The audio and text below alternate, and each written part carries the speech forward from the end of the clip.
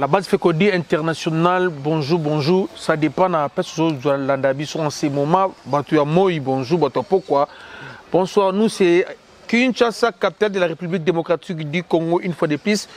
Votre humble serviteur Titine Joly, toujours la base Fekodi. J'ai toujours l'habitude de vous dire dans cette émission, il n'y a pas une vedette, il n'y a pas une star. Nous tous, nous sommes des vedettes, nous tous, nous sommes des stars. Parce que c'est ensemble que nous analysons, nous faisons des propositions pour l'avancement du sport congolais. En général, la base Fekodi, c'est une structure, il y a un syndicat. Il y a un syndicat où va défendre le sport congolais en général. Sport mon côté. Vous savez très bien, l'actualité est dominée par la francophonie. Notre pays, c'est le pays hôte. Dengue Makamboueza, qui est la francophonie. On va parler de la l'INAFOOT, crise entre l'INAFOOT et la fédération avec les gens de Konon, y compris le ministère, il y avait Kaboul une fois de plus de réintégrer la condoléance Nabiso, on a vu à Pakofela qui est un colonel, excellence, une fois de plus au nom de la base Fekodi, représenté par condoléance Nabiso, une grande famille, Kaboul, Mona, Kaboul, Ndingue et Zalagakaka. Tirage au sort, il y a coupe interclub, il y a Café, Salami Lelo, Tobet El Solo Nango également, Tobet El Solo, il y a Stade des Martyrs et Zalaka, pourquoi pas équipe nationale Nabiso, Ndingue Zalagakaka. Restez branchés, scotchés comme le boss Okito Panda Chal a toujours la petite défaire lorsqu'Harmonie, pas Fekodi Koti, Okito Panda Chal a bango tout, boss de Mchoko, président Pakiz, président Claude Mpende, bango nyon surtout na base populaire chez président Herman na Luanda, Herman Panou Bambo Teto. Il y a beaucoup de choses à dire. Beaucoup de choses à dire. Beaucoup yo Kango. Concernant la francophonie, hier soir, la délégation libanaise est sur le terrain, il y a beaucoup d'améliorations, beaucoup de choses ont évolué dans la francophonie. Tata Raphaël, une fois de plus, on a fait de notre mieux pour on a fait notre mieux pour quand cela ne tient francophonie et que c'est ça la délégation ils ont continué, ils ont la ville à Kinshasa, ils ont un bus. Ils ont un logo à francophonie, ils ont un bis, ils ont une couleur, il y a un drapeau, ça veut dire que Makambu est commis deux fois. Le projecteur, il y a un stade Tata Raphaël, ils ont déjà mobile, donc ils ont installé déjà, donc des choses ont commencé beaucoup vraiment à bouger. Stade Tata Raphaël, restaurant et Sili, Makambu est ébélé la francophonie, car cela ne tient le président de la République à Boy surprise Salama. Avant-hier, il y a un site surtout pour vérifier le boulot. Donc ça prouve que toujours au Makambongo au sérieux. J'ai appris que le secrétaire général de la francophonie, Madame Mona Rwandaise Wana, ne sera pas de la partie. Elle a invité, en fait, je ne sais pas. Je suis beaucoup de Makambongo comme un peu trop politique. Mais quelque part, nous de la fécondité, oui, Ayate. Parce que nous sommes dans la Moukouna Orange. Donc, Ayate, francophonie, ils ont une préparation, ils ont salama, salama. Mais côté la biso, il y a RDC, biso, moko. Je donne un petit exemple. Dans un event, je vais retenir 18 à Pamba. J'ai vu deux bazoya, d'abord comme un event. Mais ces enfants-là ne sont pas contents, même staff technique va être contenté. Quand na bango, oyo bagani, babimila qui deuxième. $20 000, et maintenant on se pose la question pour chercher à savoir quand on va remettre na FECOFA to etikala na ministère et l'autre côté on a quand tu as na wana na FECOFA to na ministère parce que côté kono ba communiquer concernant mamambongo wana bazwa to ba le côté et ces enfants menacent à boycotter match à Liboso. C'était préférable maintenant Canada, Guinée, mais on verra. Ça sera le samedi, je pense, le vendredi soir ou le samedi à 18h. Ça crée des problèmes. Nous sommes au pays hôte, on ne se prépare pas bien. En termes d'infrastructure, déjà, c'est bon. Après, on a la fédération qui va bénéficier de la Kikaka. Mais côté préparation, est-ce que sommes-nous prêts à participer pour un fleuve de médailles, pour tout un podium parmi les 3 meilleures nations? C'est ça maintenant le vrai problème. Et ça, maman a un problème. Et les dossiers de Fatih Cap, là, ça est venu encore renforcer le couteau na play. Parce que le event, là, on parle de event là. Organe technique, maman, c'est la fédération. C'est la fédération. Gestion, il y a FATICAP, c'est très flou. Et les choses de gestion, les gars, c'est très flou. Est-ce qu'il faut auditer le ministère? Oui, il faut auditer le ministère. Parce que l'argent là, c'est l'argent de l'État. L'État, vieux Kaboul, comme FATICAP, je pense à ta francophonie, s'il faut que il faut clair. Parce que tout le monde est clarté, des images de suite, il y a ça la maté. Parce que tout le monde a clarté.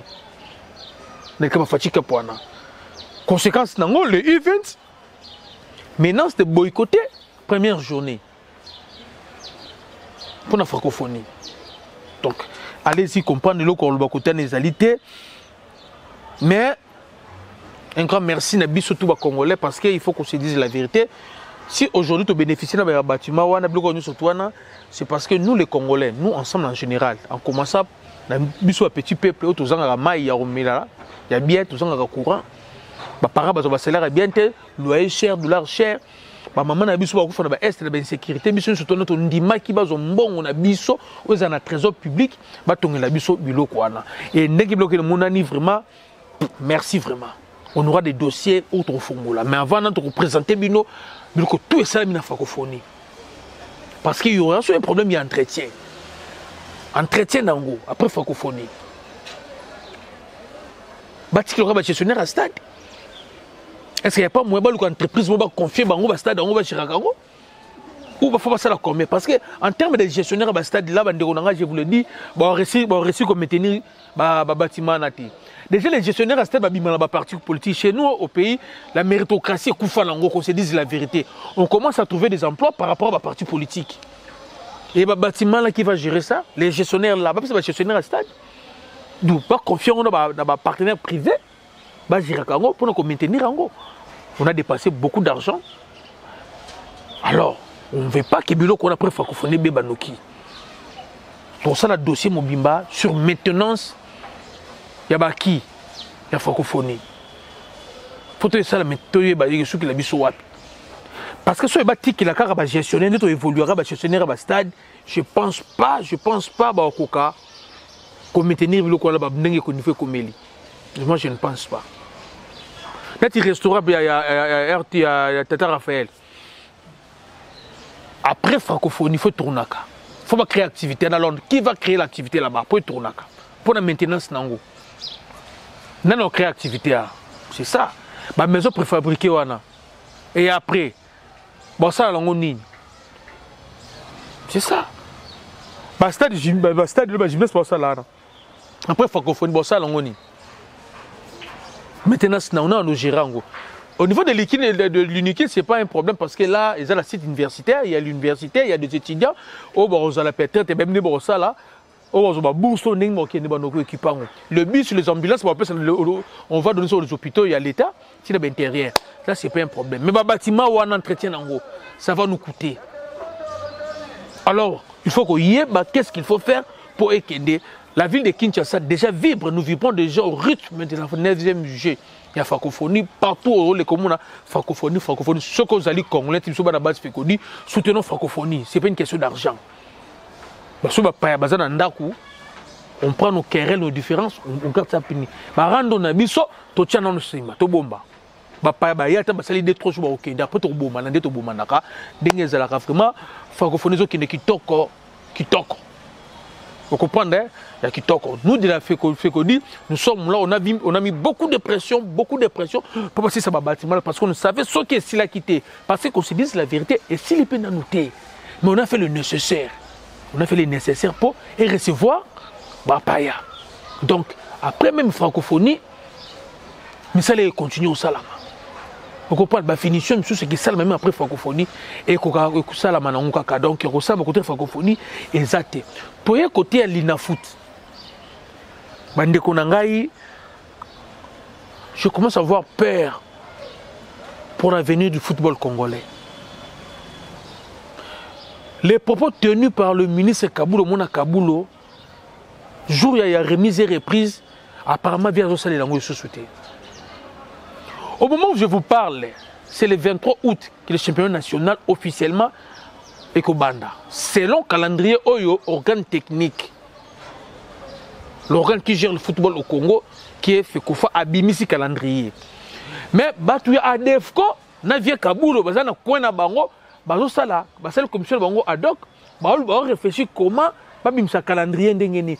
Pendant que le calendrier déjà kotoyo, babimisa ba poule ke zala ndengeni, formant ba poule. Koto déjà formé monani, ba poule monani.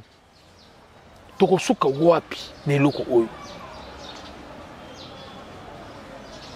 Et M. Poncelet, j'avais dit avec Kaboulou, Abimana des autres. Oh, les gens d'ADEFCO là, ce ne sont pas des gens crédibles.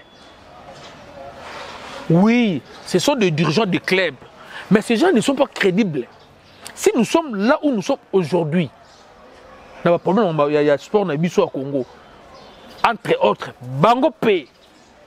Une grande part de responsabilité, qu'on se dise la vérité, une grande part de responsabilité, qu'on ne vous trompe pas. Ils sont conscients. Il y a aussi fédération Yemoko, à tête au condamné, papa, ma sœur, Claude Marie. Bon, ma tripote la licence, ça va jouer à Moko. Mais la complicité, elle va diriger ma club, elle va tripoter la licence. Parce que vous ne savez pas, la complicité, elle va diriger ma club. Les gens d'ADEFCO, au Banafeko, disent, ce qui est Tiki Bango, même les saisons, ils ont si la terre. Vous pouvez vous imaginer, format, dans le calendrier, dans le niveau de que l'organe technique est bimi déjà. Mais bon, bah, so boya. Bah, boyango. Pourquoi bah, boyan? Bon, bah, ligné tout le mois de 20. Tout le mois de 26. Tout ça, la poule, on a poule B. Chaque poule est à 13 équipes, 13-13. C'est pas mauvais. Mais à l'heure actuelle, avec si c'est 3 ou 4, ceux qui 5 ans, au championnat, on ne voit pas une équipe qui s'est pour comme le 26 dans la première division. C'est une équipe unie. C'est ça maintenant le vrai problème. C'est la question reçoit Nater Obundate, vient Kaboul le fois s'y ressaisir. Abenga Batokono, Bafanda Basolola, Batuya Adevko, Batempérer. Nous savons pourquoi Bazo s'agiter. C'est parce que vient Kaboul à côté de Bango, il y a un moment s'agiter. Or, en réalité, quand ça m'a bon, tu vas vendre Basolola, tout ça, il y a besoin de football et zone et Kendeliboso. Vous comprenez? Vous comprenez? Pour ça, on a besoin de Zanango et Zali Angwana. Alors, Batika Koningi, ça a besoin de à cause de Bilo Kabata-Defco, on a perdu une place dans le niveau de la confédération. Vous le savez très bien. Est-ce que vous avez bien? C'est à cause de la Defco. Bambutu na bango. Championnat qui est ce qui est championnat si la normal. Pensez-vous que Kono a un problème, il retient 4 non à CAF. Il a un problème, c'est à cause de la bango de comme le niveau, comme elle. On avait 4 places, maintenant on a 3 places. Le gens de DCMP hier, dans mon équipe, on va faire tirage, va publier que non, Bango Bazali na la liste, il y a des joueurs qui ont retenu dans la CAF pour la Coupe d'Afrique. D'ailleurs, quand il y a des Zawana, il y a une liste de réserve parce que les listes de dossier je me demande, est-ce qu'on a des CAF? Tous dans la CAF, alors, pourquoi? C'est que vous oubliez que le CG à CAF, c'est un Congolais. Tout ce qu'on vous dit, c'est le Kouta, c'est le tirage au sort. Il y a un bimi. Comment manier bimi? Et nous ne sommes pas les seuls. Nous ne sommes pas les seuls. Il y a nous, il y a aussi le Cameroun. Excusez, il y a nous, il y a aussi le Cameroun. Le club, il y a un litige, il y a un salaire à joueur, il y a un entraîneur. Bah retirer bon licence. Donc, bana dora ba distraire binoté ba kosa binoté. Il m'a embêté la Coupe d'Afrique té parce que tirage salami ba lobi nulle part na tirage ko ba bombeli mana place. Rien, on va bomber RDC place. Non, on a perdu une place à cause il y a ba dirigeant parce que dirigeant DSMP. Ici je cite Chimanga. Jean-Teni Mbaka Ngobila. Obeminaku. Bon, il y a qui m'a entraîné, expatrié, et si ça va litige, il y a bien été. Bon, on a un salaire bien été. Et je voulais aussi préciser une chose, il ne faut pas vous oublier. Il m'a un problème, le joueur d'ici, il m'a récemment. Est-ce que déjà, position à CAF de dossier, ne soyez pas étonnés. Des mois après demain, si on vous apprend, on vous dit que votre notifié Imana pour la sanction. Et ne soyez pas vraiment étonnés si la CAF décide de sanctionner Imana pendant 3 ans de la Coupe d'Afrique. Et je pense à ce moment où il y a autant de billet d'avion. Est-ce que vous avez besoin de passeport? Ou que l'Égypte qui marche. Parce que bon, respecter nos Connors. J'ai vu quelqu'un de Dora, CG, il y a Connors, il même la batch. Le vrai problème, ce n'est pas Connors. Le vrai problème, c'est que diriger Imana Bangomoko. On ne peut pas diriger de grands clubs pour des défaites, pour des intérêts politiques. Et là, il y a et là, il y a un problème. Qu'on se dise la vérité, maintenant, il y a un zapi. Même si on disait qu'il y avait la Coupe d'Afrique. Il y avait la Coupe d'Afrique, on a un joueur ni. Nous sommes des 25. En fait, nous sommes aussi des 25 sur les 26. Il y a déjà soumis joueur ni. Il y a des joueurs, des joueurs. Un club n'a pas un DCMP, il y a des joueurs, il faut acheter pour un DCMP. Ils jouent au Barosso na Osenaya. Qui va bana soda Jean Naya. Aujourd'hui, il y a Rosomba. Ils ont même joué, ils m'ont Rosomba. Ils m'ont acheté des joueurs aguerris, des compétiteurs, des joueurs qui sont prêts. Les joueurs de l'Afrique. Et non, donc, dossier Imana nous doit, nous les Congolais, une place à niveau continental parce que nous avons perdu une place, pas parce que nous ne sommes pas performants à résultat, c'est parce qu'il y a des désordres. Et les DCMP pensaient qu'il y a une pression à niveau à Connor, c'est la bonne place. Non, le problème de DCMP, c'est le problème de Connor, Connor est innocent dans Makambuya Imana. Makambuya Imana est au niveau de la CAF. Connor savait très bien que Imana n'a pas de dossier Zalina, on a un règlement ainsi qu'à CAF. Même si Batini combat Imana n'a pas de CAF, Connor a yéba qui en très bien. Raison pour laquelle il était vigilant, certes. Connor aussi procédure à Repona et qui peut ramasser Imana et Kena Imabe. Mais c'est ça vraiment le vrai problème. Bana Imana, Boti Kanabino Koloba, Boti se distrait pour rien. Et maintenant, vous le savez très bien, Troubet la 5e et dernière journée. Comment Troubet la dernière journée, il y a 6e journée, dernière journée, il y a éliminatoire Côte d'Ivoire. Troubet nous les Congolais, Troubet à domicile. Je ne dis pas dire Kinshasa ni à Lubumbashi, je dis nous allons jouer ça à domicile. Pourquoi je dis ça? C'est parce que nous sommes Troyamba, Soudan. C'est maintenant à nous de dire, d'écrire au niveau de la CAF, Troubet à Soudan, Stade Nini. Également avec les Béozana Kinshasa, à Robert à Coupe d'Afrique, mais maintenant nous proposons Robert à Coupe d'Afrique. Au moment où je vous parle, Stade de Marty, officiellement, ils ont homologué. Mais depuis hier, les inspecteurs, il y a CAF basés sur place à Kinshasa. Ils sont venus inspecter le Stade de Marty pour voir si c'est possible, ils allaient homologuer, permettre, premièrement, le paramètre, et en plus, l'équipe Missoussou Yamboka, on va servir Stade de Marty pour la match, compétition internationale. Les experts, il y a CAF, autre Zelabaya. Bazali Awa, Bazoko inspecté Awa après Bakene Lubumbashi. Je ne sais pas, je n'ai pas les informations sur comment il y a un stade qui bat Samaliba. Je ne sais pas. Je me demanderai aux gens de Lupopo. Au cas où le stade qui bat Samaliba est prêté, n'ose pas remettre sur Lupopo, Libanda en Boka.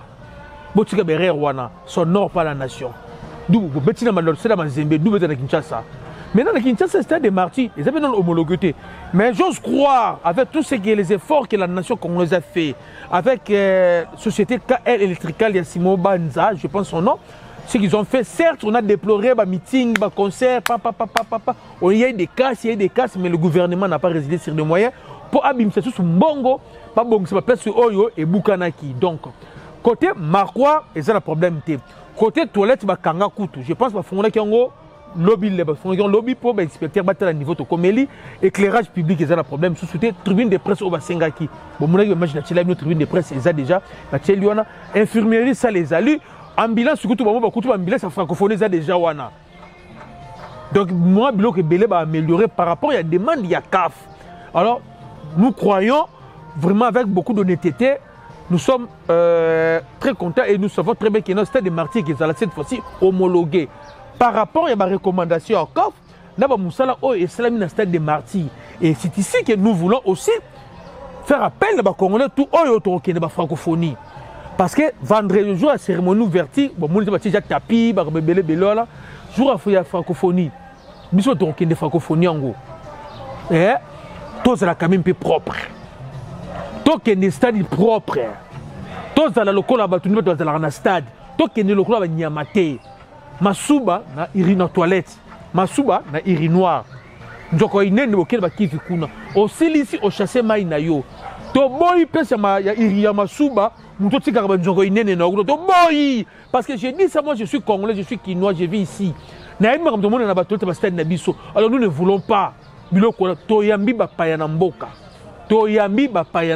bo fongola matoyi bana ya chango bana makala bana ngaba bana bakaluka bana bambinza na bakati kati kote kuna bana bakomina kinshasa bana babarumbu soki pa na bino ozala na toyota coup direct toye na francophonie kuti baide batoyota komi soko mati bamataka likolo kivi wana boye te oyo toyota te mipende boni mipende nde ezalaka mosani wana boye mipende evandi boeskizenga mipende evandi de tartine na oyo nde evandaka erefoule soko osilisi ozwi papier ata papier toilette to papier mouchoir boyaka na bapapier na bino boyaka nango te bapapier nsima eboya nango te osilisi opangusi obwaki mwa poubele moke ezali wana salite na yo moninga mona yango te osilisi ochasse mai ofini twa misusu ezala kobenda bobendi boye mai ekebima yango moko koluka mai pembe te mai ekebima yango moko elokisi salite na yo oti kofina mpe makasi te mpo tobuka na bouton kofina mpe ngonga molai te parce que eza mai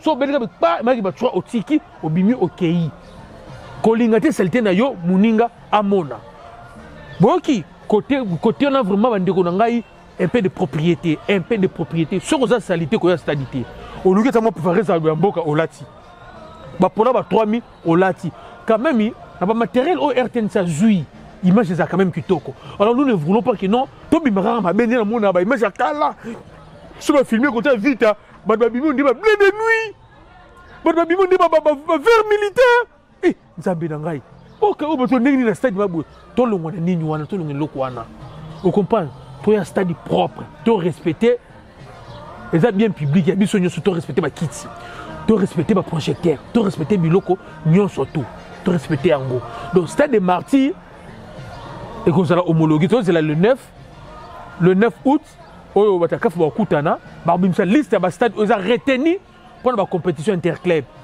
et to prier to kanga ba gout stade des martyrs ezala repris tour oyo peut permettre biso il faut pas oublier stade Tata Raphaël peut faut la homologuer est-ce que vous bien go mais priorité pour le stade des martyrs nan merci bande ko ngai nini susu ko koloba li susu etali match na biso na Soudan match na biso na Soudan on est en train de préparer le match seulement guerre oyo commis entre fédération na ministère ndé et comme peut se biso mutema pasi bana fekodi est-ce que tu préparer match à Soudan na ba genre ndengeni toko banda éliminatoire coupe du monde na ba guerre entre fédération et ministère est-ce qu'il y a pas moyen via Kaboulou bolo terrain d'attente via Kaboulou ba tiko tshona berer vi ndengena ba tifuna lubango via Kaboulou erreur à liboso na moni ordre d'émission ko bimi wana Kaboulou Disilo Flora la fille à Kaboulou na francophonie ba pese poste ya chargé à suivi ya basket Kaboulou Bongo Tanya encore une fille à Kaboulou ba pese chargé à cyclisme donc défi naye moko Kaboulou d'ici le Flora chargé ya basket da francophonie Kaboulou Bonga Tanya chargé à cyclisme bande ko ngai je veux pas que doit ba tout ça contre Jar na mboka na biso vous comprenez donc to bundaka pona Jar on prend pour la parité to bundaka mais est-ce que ba kombona mi balé si boyo kango déjà na côté ya basket tu na côté cyclisme tu na côté sport ceux qui bazali compétence ya ko gérer au sein suivi d'accord mais selon les dernières informations en nos possessions nous de la Fekodi bana oyo ils ont bénéficié de la position papa na bango pour avoir poste haut alors dans le moment oyo vieux Kaboulou beti mabe ce sont des genres de berrer boyé ndo monaka to balukila ba mari ba bezi situtala ba na ba nani ba donation vieux Kaboulou tu peux pas considérer ministère à sport comme foyer na yo ils foyer na yo des héritages na hotel est-ce que ta fédération ya cyclisme ta fédération basket baza d'accord na ba nomination ba tunyo est-ce que ba non ba mettre basket même le cyclisme est-ce que le secrétaire général au sport ba ko ça les locaux bazalité Est-ce que le cabinet n'a yo? Pourquoi Vieux Kaboulou, vous voulez toujours pousser les gens, Balobaka, dans le combo d'Amino, après vous finir avec un poli Vieux Kaboulou? Non, non, non, non, vieux. Et là, Oyo, n'engana lo bango, mais tout va lobé lango, tout n'a vu n'angai. La bête carré, tout n'a vu n'angai, la bête carré, combien il y a problème? Au côté de Vieux Kaboulou, ici c'est la fécodie, côté la moutouté, bon, on a bien. Ah, ça fécodie. Sur la cause, on va pas pour avoir battu dans Zéland, Gago de Boyebi, Nandakou Nangayebani. Ngaou de l'homme de Lukate, Aner et Binga, Biro de Bingali. Le seul Kanga, Bakanga, Ton Abina pourquoi. Mais du fait qu'il y a la vérité. Même bateau, Botin d'Arbaya Lukanga, Bazar va faire connu. On comprend. Ok, on fout dans pas major, mon gars, Ayoki, vu de retrouver la plainte. Babé Ningai, papa, Ndengeni, Ozapi. Nazana, on a 20 mawa. Ah, on a 20 mawa. Problème, il y a un mato, ni. Mais il y a un problème, mon côté. Tu as vu que non, Fédération Naye, Coupe du Congo, sous-souté. Fédération Naye, même Coupe ceux qui atteignent Kinshasa, tu vas peut-être ça la rater. Mais, à bénéficier de bon à l'État. Oh, il y a solo, oui, oh. Non, il y a un seul, oui, il y a un seul. Ceux qui n'ont pas tout la dernière fois, la Coupe du Congo, la Fédération de Séka. Dernier, vous savez, équipe est menée, saison 1 dans le championnat, atteint professionnel à Kinshasa, tout naïe. Tout ça dans 26 provinces, il y a combien de ligues? Tout dans combien de ligues? Sport naïe, ils ont dirigé dans combien de ligues? Tout dans la ligue à Bandundu, tout dans la ligue à Mayama Indombe. Dans la première kuna. Oh, il y a un seul. Ah, alors, vous bouffez l'argent de l'État et vous ne voulez pas que les gens parlent. Si les gens viennent parler, vous venez à la police, vous venez à la Général Blaise, numéro 1, plus de Kinshasa. Fait codiste, numéro 00. Fait codiste 00. Mais, tu as la vie privée à Batouté. Tu as makambo.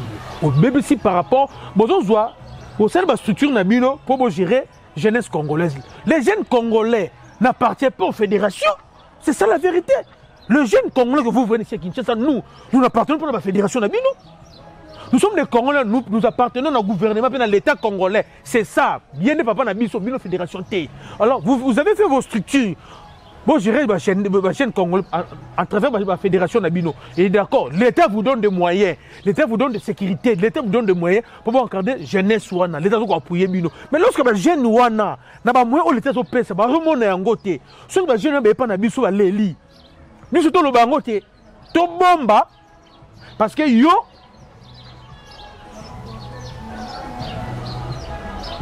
t'es pas yo solo, on a frère, il y a chef de l'État.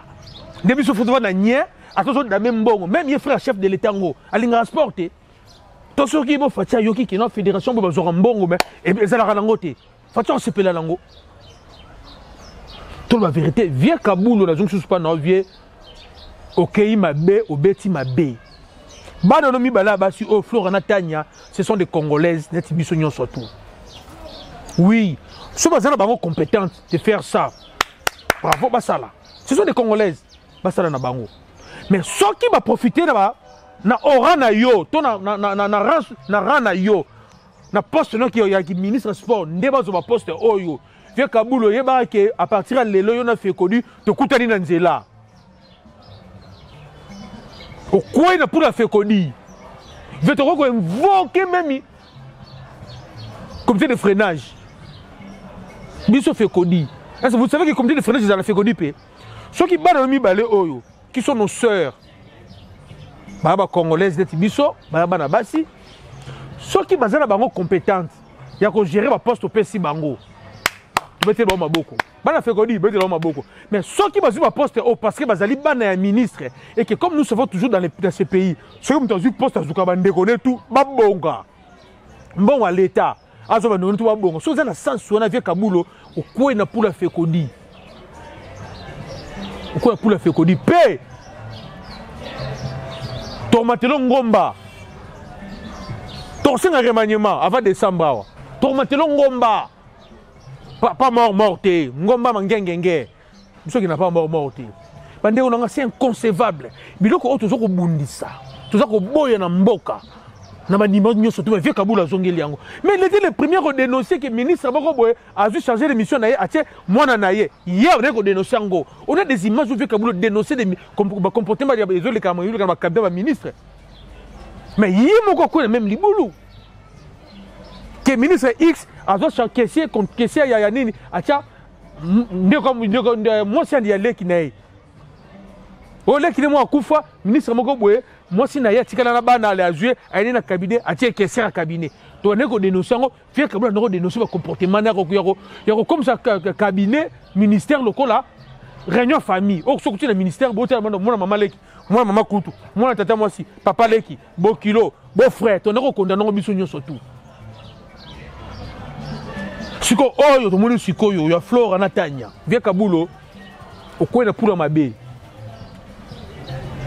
Ngana boye ngolo ba makambu o na boaki na ngango mais ebimi ko ndire ke non ngana soki na liembongo to na zo côté lo vinga ko côté la mutu tena likambo tali Congo deuxième jour francophonie ba congolais nyoso tu mbongo na bimiona eza famille mutu moko te même chef de l'état eza mbongo famille na été même mbongo poche mutu moko te ezali mbongo ba mama ba kufi na ba kufi na ba Goma ba Bunaganda mbongo na biso nyoso to na to pesi yango siko alors pour na ko répartir mbongo on a besoin de compétences. Mutakoki bo pese musala asali faut bon ça l'évaluation après nati sko bano mi balé Flora na Tanya bana Kabulu soki sikoyo ba beti fiasco na musala bo pese bango bo bisanga siko qui serait interpellé bango to yebo papa Kabulu ça c'est pas une république des enfants des papas et des enfants tout ça dans royaume T toi pe empire T. C'est pas une république de pères et de fils, oh non. Bana omi balé. Soki que non, ba koki na bango rôle ngote. Non, on va interpeller. Bon, c'est biso. Raison pour laquelle on a dit la méritocratie. Soki ba mériter ba poste wana, bravo Flora et Tanya, ba ser na biso bonne chance, bozu promotion bo sala. Mais soki bozu ba poste, pour papa nous dire ministre sport, wana vraiment biso bana fait kodi. To télécharger comité de freinage. To matamangengenge. Et qui servir des leçons. On ne peut pas continuer à blaguer avec les gens. Et puis si nous passe, Fie Kabulo, Makamu, tout, oh yo, on a combattre, yo moko libanda, yo moko songeliango. Comment on se bat un homme, bah, l'opé, si on a ordre de mission de Makamba Boui. Aux assurés qui battent le baroque Makambo, oh yo. Faut me Kabamba, mais maintenant, on a dit, Nani, comment, oh yo, Flora, d'ici le, Kabulo, d'ici le Flora. Faut me quand même équipe d'Angola, comme ça, mais ça n'a pas basketteur, Ango.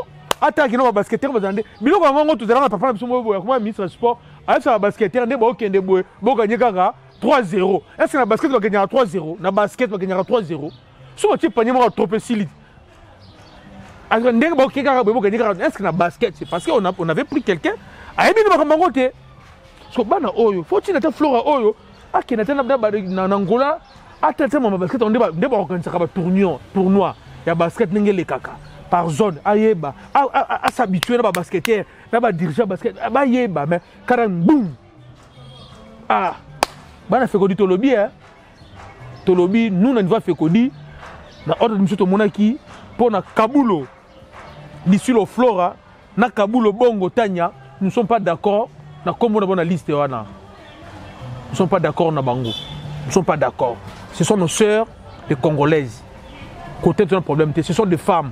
Oui, biso bon ba parité na mboko to lubela ngo bien vraiment. Toi na problème té mais pour la méritocratie. Ceux qui ba mériter ba poste na bravo. Ceux qui ba poste wana pour papa na bango ndé aza ministre sport. À ce moment on a vraiment comité de freinage vraiment ba sala ba musala. Ba sala musala. Merci de ceux qui awa. Ciao. Gloire. Soui palimanga soui moya ni meza ayo tala ngai. Na expliquer quand on a sous basali mango esanga bien fort donc bon quand on a dit na bon sous ba bien quand on a ba bien tout donc na expliquer bon ce quand on a docteur na biso ni biso tout ba bien chaque fois on a son entraînement sur la docteur est-ce que on a un niveau est-ce que les andengé nini au bon ba isanga kana zéro isanga na zéro. Depuis nous c'est là on dit que c'est un championnat bakata donc tout le monde est à Talangani dina solo la na kindembi et on a des tukutana pe kana entraînement dina expliquer pe ka moi apesa na binote zo o bakisa o na problème ana zo o bakisa pe na misu na bon pesa pe na entraînement dai danga ya pesa ngani na pesa ya bu pesa ngandam donc oetikali wana oyo apesanga so babenga bapenge esanga faut comment na jouer na bango donc tokenda na asishi basenga biso 2000 tema senga biso 2000 ewumela pe fort ewumela fort nde pe ana me andi tozali mona parler ofandi babi malamu awo ewumela bo ko demi bo malamu basalo ta normal ewumela nango te les pères même bandimela mo basanga normal wana ko pesa ka message na ba o ba o edingai o amuna awo edinga ta mo problème mo bo donc exo ça na ena na parler so problème o edinga ni lo mo bo na parler mo ni awo edinga ba edinga na ko pesa numéro na ngai za problème te